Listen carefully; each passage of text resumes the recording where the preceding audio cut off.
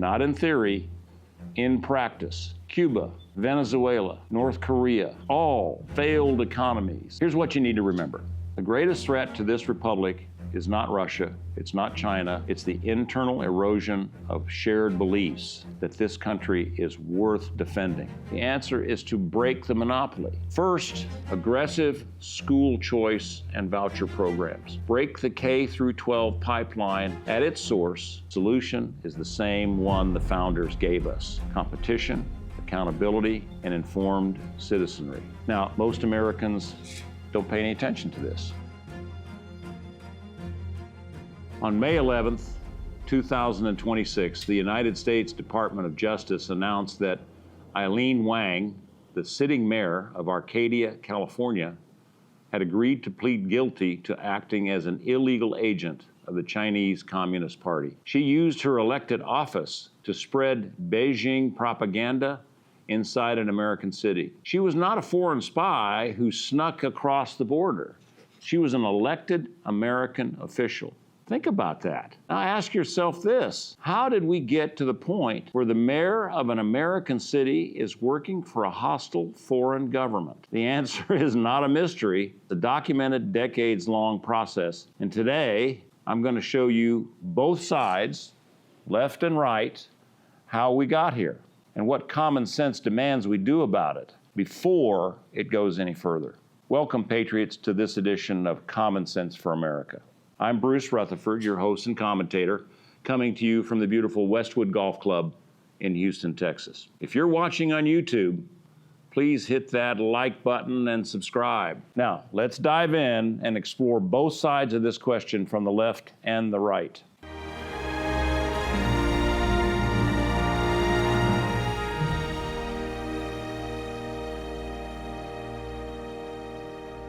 Here is the argument the left makes, and they're not entirely wrong. The last time America went through a period of naming internal enemies, it was called McCarthyism. Senator Joseph McCarthy destroyed careers, ruined lives, and terrorized innocent Americans with accusations that had no evidence behind them. He weaponized patriotism as a political bludgeon. The left argues that every time a conservative points to anti-American influences in universities or government, they are walking down that same road of McCarthyism. They also make a pointed argument about what actually threatens democracy from within. They point to January 6th.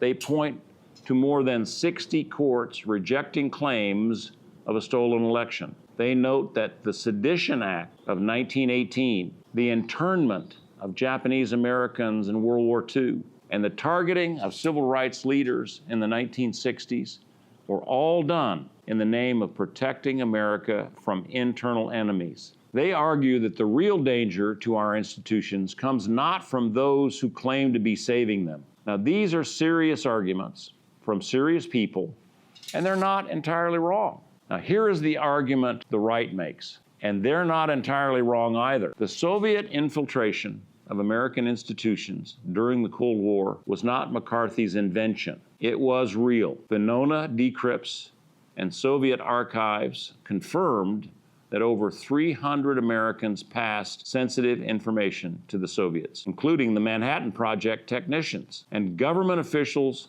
like Alger Hiss passed sensitive information, secret information to the Soviets. McCarthy was disastrously wrong in his methods, but he was not wrong that the threat existed. Today, the evidence is not theoretical. Faculty voter registration studies at California universities show a Democrat to Republican ratio of 5-1 overall. In humanities departments, that ratio is 10-1. In sociology, it reaches 44-1.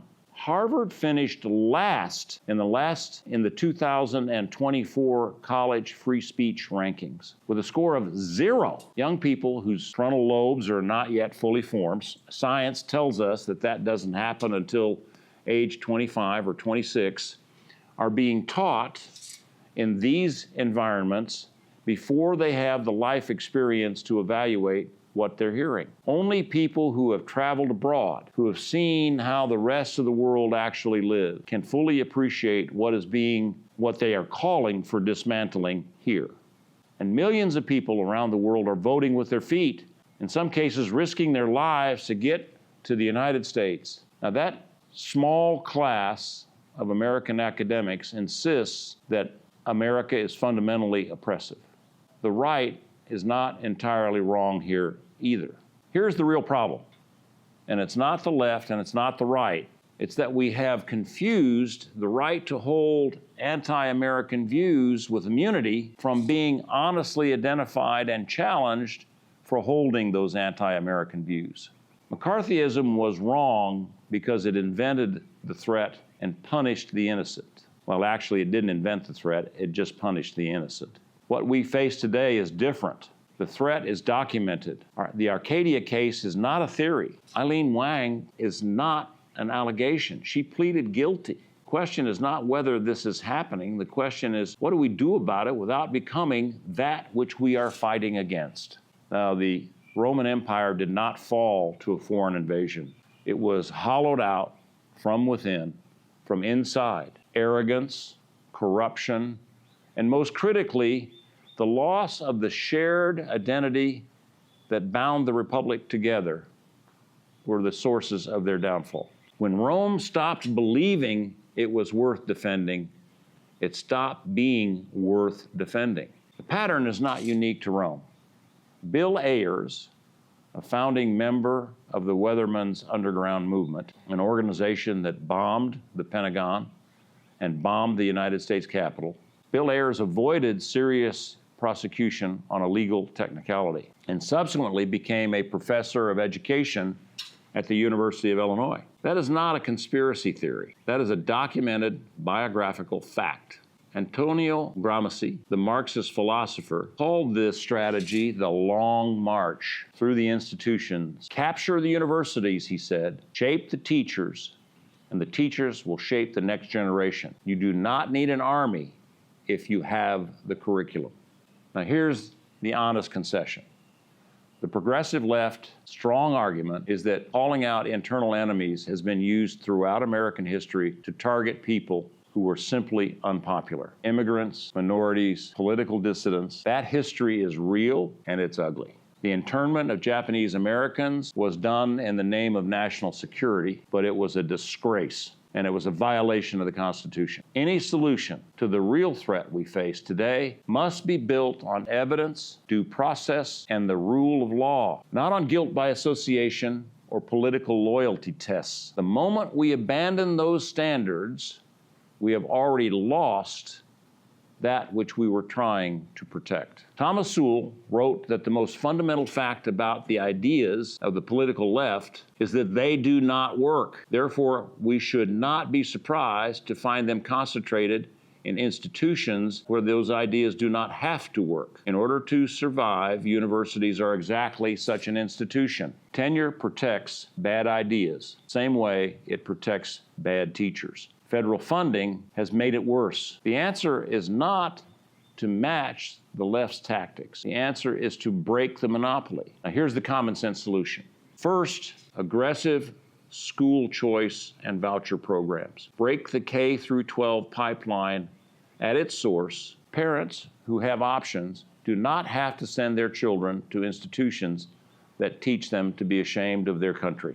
Second, federal funding for universities must be conditioned on demonstrated viewpoint diversity and free speech protections, not as a political test, but as market accountability standards. Now, Harvard would not get any money under this standard. Third, we enforce the foreign agent restriction laws that are already on the books, that already exist, exactly as the Department of Justice did in Arcadia, California. We don't need new laws. The laws we have are perfectly good for this purpose. Finally, we tell the truth about what socialism and communism actually produce. Not in theory, in practice. Cuba, Venezuela, North Korea, all failed economies, people in slavery. Visit those countries. Go there. Then come back and tell me the American system is broken. I guarantee you, your eyes will be opened. You'll have a new appreciation for America. Here's what you need to remember. The greatest threat to this republic is not Russia, it's not China, it's the internal erosion of shared beliefs that this country is worth defending. The evidence is documented. The solution is the same one the founders gave us: competition, accountability, and informed citizenry. Now, most Americans don't pay any attention to this. My daughter and her husband are so busy raising 4 children, so busy working their jobs, they don't have time to even address these issues. And most Americans are like that. But we need to call this to their attention. Even though they're incredibly busy putting food on the table, paying the mortgage, making the car payments, sending the kids to college, getting them to soccer practice, even though they're incredibly busy, they need to pay attention to this. Millions of people around the world are risking their lives to get to the United States. That is the most powerful argument against everything the anti-American movement is selling. Now share this with someone who's on the fence. I'm going to share it with my daughter and my son-in-law. Tell me their comments. Where do you think the line between legitimate criticism of America and genuine anti-Americanism falls? I want to hear from you. And until then, I'm Bruce Rutherford. May God bless you and yours, and God bless America.